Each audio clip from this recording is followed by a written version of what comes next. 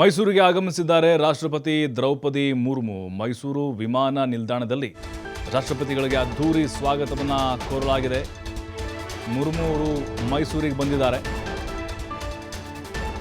ರಾಷ್ಟ್ರಪತಿಯವರನ್ನ CM Siddaramaiah ಅವರು, ರಾಜ್ಯಪಾಲ ತಾವರ್ ಚಂದ್ ಗೆಹ್ಲೋಟ್ ಅವರು ಸ್ವಾಗತವನ್ನು ಕೋರಿದ್ದಾರೆ. ಕಾರ್ಯಕ್ರಮದಲ್ಲಿ ಭಾಗಿಯಾಗಲಿಕ್ಕೆ ಬಂದಿದ್ದಾರೆ.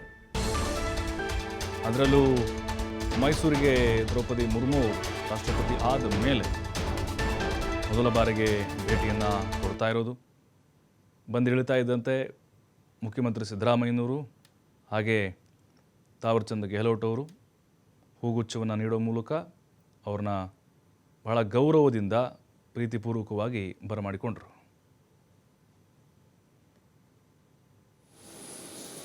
ರಾಷ್ಟ್ರಪತಿ ದ್ರೌಪದಿ ಮುರ್ಮು ಈಗ ಮೈಸೂರಿಗೆ ಕಾರ್ಯಕ್ರಮದ ನಿಮಿತ್ತವಾಗಿ ಆಗಮಿಸಿದ್ದಾರೆ. 1 ಮತ್ತು 2 ಅಂದರೆ ಇವತ್ತು ಮತ್ತು ನಾಳೆ ಮೈಸೂರಿನಲ್ಲೇ ವಾಸ್ತವ್ಯವನ್ನು ಹೂಡ್ತಾರೆ.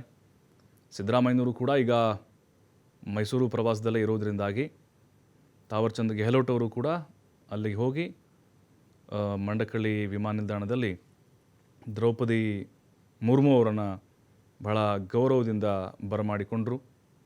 ಅವರು ಕೂಡ ಅಷ್ಟೇ ಬಹಳ ಪ್ರೀತಿಯಿಂದ ಸಿದ್ದರಾಮಯ್ಯನವರ ಕುಶಲೋಪರಿಯನ್ನು ವಿಚಾರಿಸಿದರು.